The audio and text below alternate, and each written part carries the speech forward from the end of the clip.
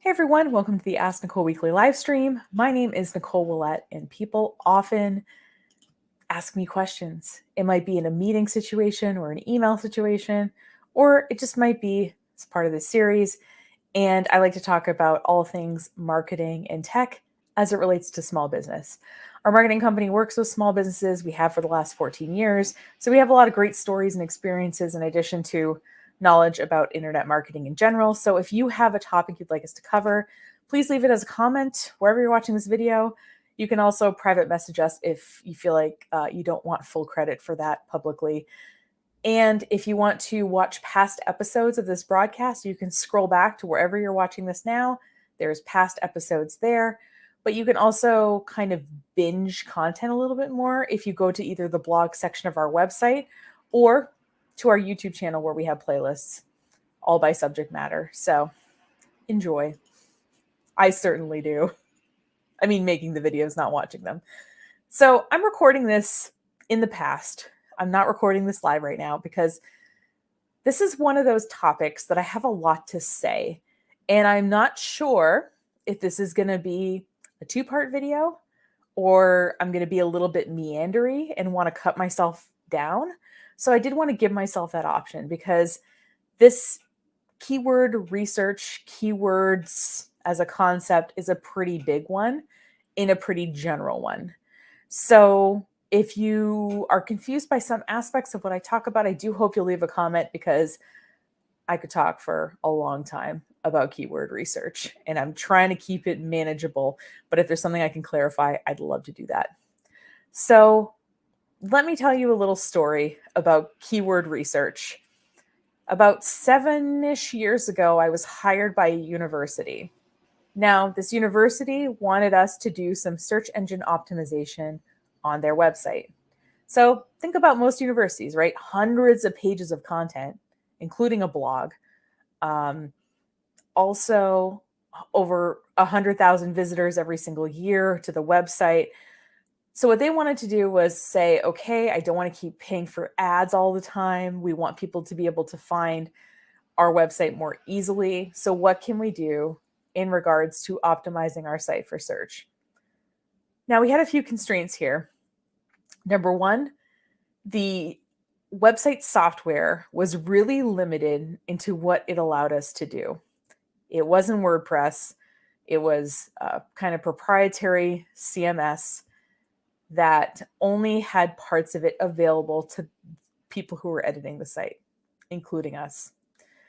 The other thing was they didn't want to give me, obviously, server level access, so we couldn't do anything at that level to sort of optimize things. And finally, they didn't want me talking to the marketing team. Marketing team's good. We want you to just do search engine stuff. So I couldn't really work on, say, a link building campaign or understand what issues the marketing department was having as they shared links or did other things in regards to this website. So the only thing we could do was do keyword research and rewrite the titles and descriptions on the pages. We weren't even allowed to rewrite the content on the pages, just the titles and the descriptions. And the university didn't obviously want to pay us to write these kind of things for the over 500 pages on their website. So we wrote it for the 50 most highest trafficked pages on that website. I think it was 50, maybe it was 100. It was some discrete amount. So we didn't do it for all of the pages. We did it for some of them. So basically everybody who had an opinion on it sent us keywords that they wanted us to look into. And then obviously we started with the words that were on their site.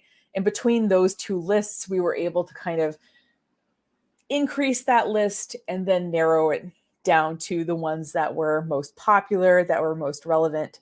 And then we rewrote the page titles and descriptions on those pages with those key phrases in most cases. They weren't single words, they were mostly phrases, but we say keywords to mean key phrases a lot.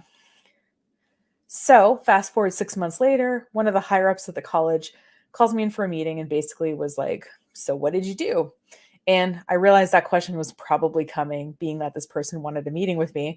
So I did prepare some documentation ahead of time to see if indeed what we had done did anything. Now, there were two things I was looking at. So first of all, if we did this well, we should get more overall traffic via search to the website. And if we looked at the individual pages, the pages that we optimized should have a steeper increase of traffic from search engines than the ones we didn't optimize. Now, we pulled the data from the previous 6 months and then the 6 months after we did it and compared them. And what we saw was a 7% increase in search engine traffic. Now, I don't actually think I'm taking credit for anybody's work here. Maybe they upgraded the content management system and it worked better and that helped things out.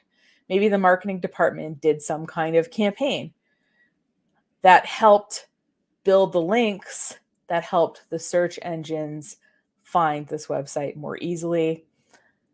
I'm saying that if all things were status quo and the only thing that was different was that we rewrote the page titles and descriptions on those pages, then we can take credit for that 7%. And this is what I told the higher up too. I didn't, I'm like, I'm not going to take credit. But we did look at the pages we had optimized and did see that those had a steeper increase in traffic than the pages that hadn't been optimized. Did we completely change their lives? I would say no. But did we improve things? I would say yes. So what we want to do with keyword research is not put too much importance on it, but also understand that it is an important element, an important part of a search engine strategy. So I tell you that story so that you know the kind of impact that this can have. And actually having all of those constraints where we could only change the keywords and rewrite content kind of is a good sort of, I guess, experiment to see what is possible with changing keywords on a website. So I keep using the word keyword. What is a keyword or a key phrase? I'm going to use keyword to also say key phrase. So you're in a search engine. You're in google.com or you're on youtube.com and there's a bar there and you are looking for something. You have to think of words that you can type in that are going to likely give you what you're looking for. Those are keywords. And what we as website developers or marketers try to do is make sure that the words you're using to look for something and the words that are on the pages of the websites we manage are the same. Now, it doesn't serve us in any way to pretend to use like a popular keyword and pretend that content is on the page when it isn't, because Google doesn't like tricky stuff like that. So it's important that it actually has to do with the subject matter that somebody's looking for. So let's try an example. So let's say that I open up google.com and I type in symptom checker online free. It's not a sentence, but it's a series of words that are trying to get me to something that I want. Now, after I press the little enter or whatever to make it search for that, an SERP comes up, a search engine results page that has some results on it. Now, the first results on this page are going to be ads. Now, the ads have to be sort of distinguished as ads. Just like if I was running an ad on social media, if I was posting an Instagram post that I was being paid to do, I would have to disclose that that was an ad. These search engines also have to disclose when they're being paid for something. It's not quite as obvious as it could be as an ad, but what we want, the coveted spot that we want is the spot below the ads, the first thing, the first listed thing. Now, I've read a stat before that 80% of people will not go beyond the first page of a Google search result page. They won't go beyond page 1 of the results. So the goal is to somehow get as high on that first page as we can, and then we win, right? So keywords are just that. They're words that you're going to put into your social media posts. They're words that you're going to put on your website so that when people type something in, the thing that you're wanting people to see comes up. Now, I know what you're thinking. You're thinking, Nicole, Symptom checker online free. Great. I will take that phrase and I will put it on my website where people can check their symptoms. But here's the thing. That's what I, Nicole Willett, typed in. Symptom checker online free. But am I everybody? I am not. What we want to do is we want to see what other people are also typing in. There might be a key phrase or a keyword that works better. There might be multiple key phrases or keywords that work better, right? So the reason we want to do research is we want to see, do we have the best keywords? Do we have keywords people are looking for? Now, a great place if you're starting off with keyword research is using Google Trends. It's a tool that you probably have a Google account already. Most people do. And what you can do is you can go there and you can type in up to 5 phrases or words, and it will compare them to each other over time. So it's important to know not just this week how popular that phrase was, but over time. Is the popularity changing? So there's certain things that are predictable and will have a cyclic nature to them. So for example, Halloween costumes has a predictable spike every year, and then almost nobody searches for it other times of the year. The International Men's Day is only searched for on International Women's Day. I guess on actual International Men's Day, they don't really care.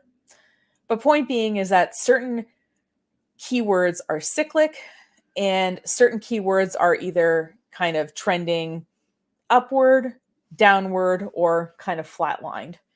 And so what you want to do is see like if the keyword you're going to use is something that is in popular use and is either maintaining or gaining some ground, right? You don't want something that's trending downward necessarily, again, unless you sell Halloween costumes and you know it's going to trend right back up when people are looking for them.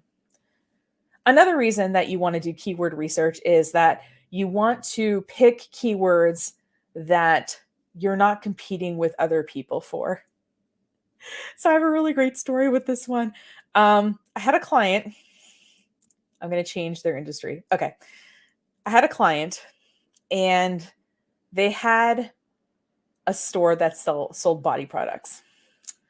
And it was a husband-wife team, and they hired me basically to help the husband build the website. He had some interest in it, and he just wanted someone to kind of, help him troubleshoot some things and maybe give him some ideas. And so that's what I did.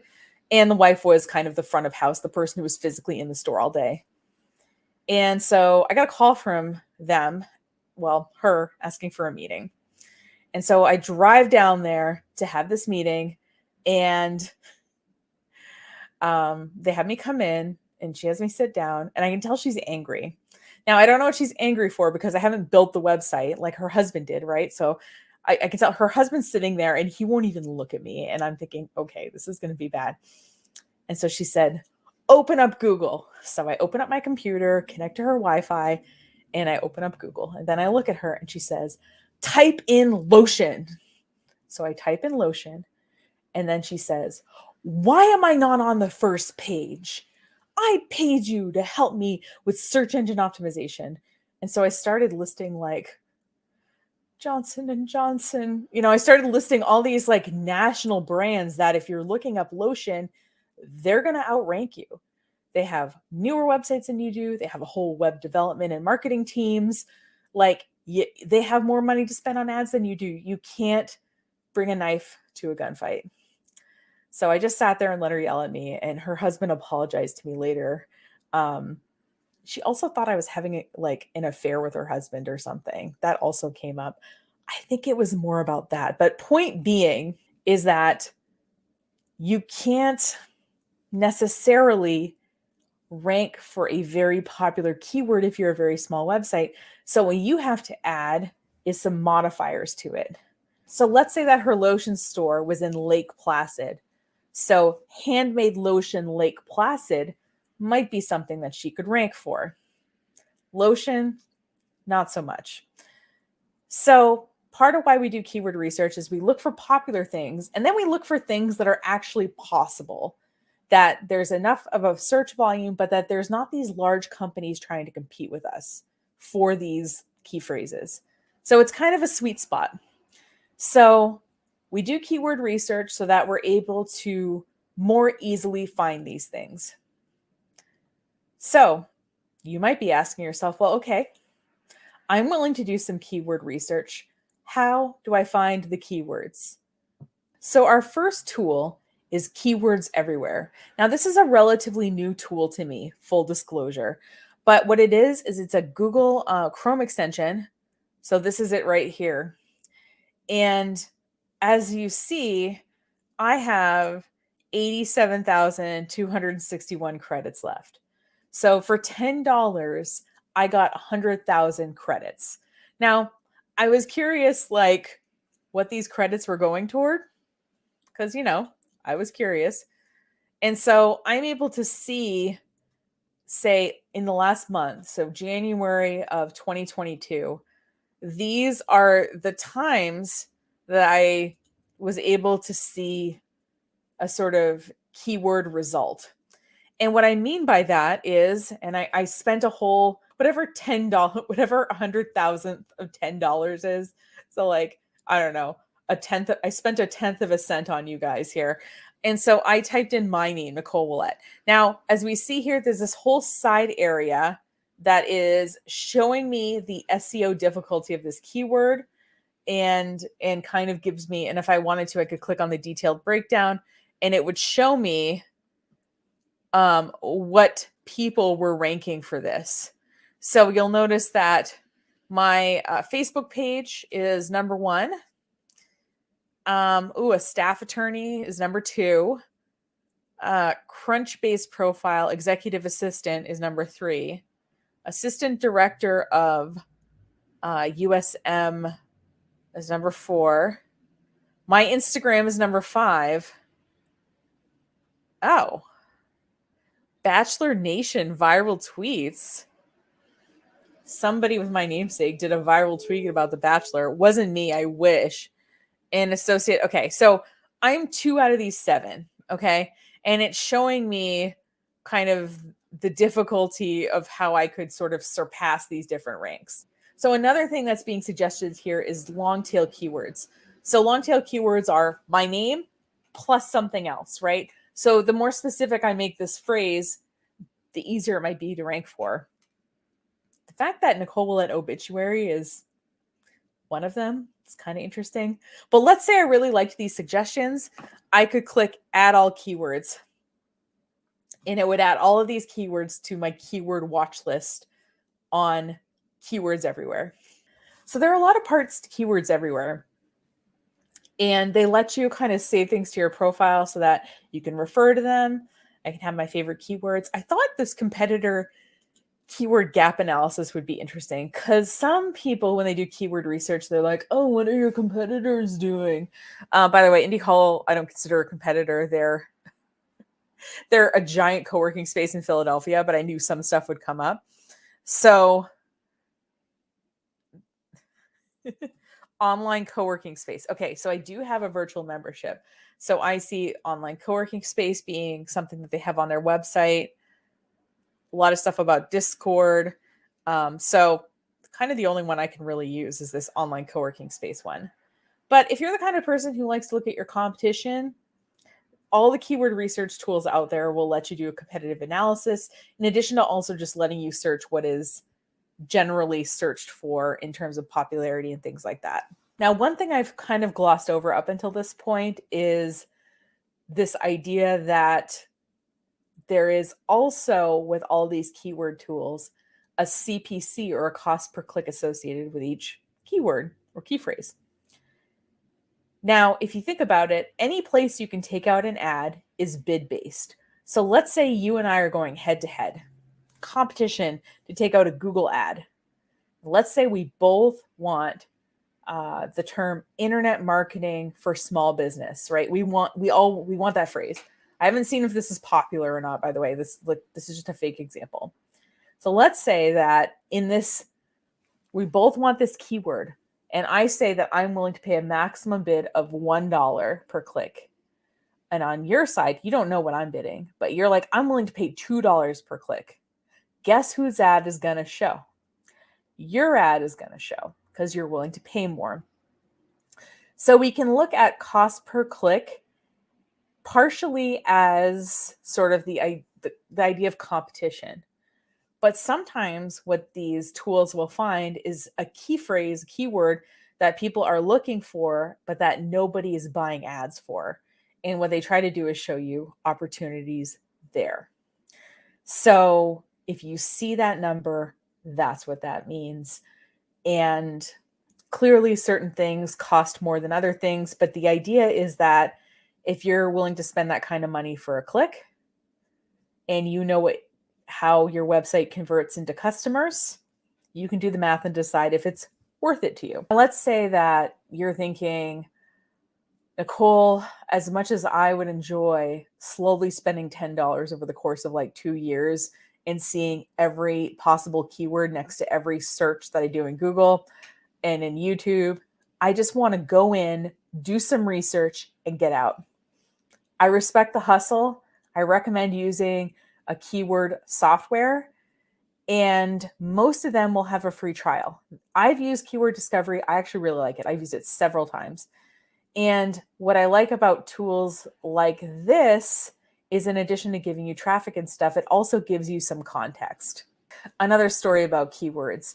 So one of my very first clients was a national environmental nonprofit that I'm not allowed to talk about because I signed an NDA.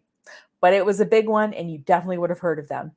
So one of my first tasks was to do keyword research on a website that they were developing for one of their partners. And it was about the Atlantic Ocean. And what I noticed in my initial keyword research was the word Gulf Stream was being searched a lot. And I was, my little environmental science heart was heartened at the idea that people cared about the Gulf Stream. But upon further digging down in the keyword discovery tool, I saw that a Gulf Stream isn't actually a kind of recreational vehicle. So they were RVs. And we could have written the website content to use this very popular term of Gulf Stream, but I have a feeling that people typing that in are not necessarily looking for an environmental nonprofit, but they're looking for something that they can drive to live life on the road. So it does give you a lot of, these tools can also give you some context as well. And that can be really helpful if you're narrowing down what seems like some popular keywords and trying to differentiate them from one another. Is what kind of source do these keywords have? Most of these tools have some kind of free trial, 1 to 2 weeks typically. Or even if you have to buy them for like a month, it's not necessarily super cost prohibitive to do that. You can go in, get all your research done, and get out. In the final segment, where do I put these keywords? Well, you're going to put them in your social media posts. You're going to put them in your page titles and descriptions and on the pages themselves. What you want to do is sprinkle them. You don't want it to feel like a robot wrote your website content. That practice is called keyword stuffing, and it looks really stupid. And those of us who do search engine stuff for people, we look at those tricks and we think, oh, the guy that did this website, cool. Like his information is 10 years old. So don't do that. It's not going to give you a leg up in people who visit your website because let's face it, search engines are used by people. So someone's going to type it and get to your website and then think you're a moron. So you want to use the key phrases, keywords on your website, but you want them sprinkled. You don't want it to look like you're trying to cram in as many of them as possible. So that is all the things I have to say about keyword research. It actually isn't as long as I thought it was going to be. But here's the thing with keyword research, guys. Everybody wants it to be done, but nobody wants to pay for it, or they don't want to do it themselves. So I would say I have done this in a paid capacity for 5 clients in the last 14 years. I know. And as you see, it can make a bit of a difference, but it's not going to change the whole trajectory of your website. So you want to use it as one of the tools in your tool belt, just like anything else that you would learn about SEO. There's not one magic pill, because if there was, I would tell you what it was. I'd make you pay me $10,000 for it, and I would go lie on a beach somewhere. Just kidding. I'd probably do what I'm doing now, but I would just travel more, if it wasn't end times right now, that's what I would do. I would do this job, but I would just do it a little bit less of my time every week. Honestly, I do like it that much. So thanks so much for watching. If you have any topics you want me to cover, any questions, please leave it as a comment or message me in some way and we can add it to the roster. So thanks so much for watching. I appreciate your time. And if you do any keyword research on your site and see a difference or something like that, I do hope you reach out and tell me about it after watching this video. Sometimes I feel like I'm talking into the void. But if somebody's watching, that's great. And if it helps one person, wonderful. If it helps more than one person, that's even better though.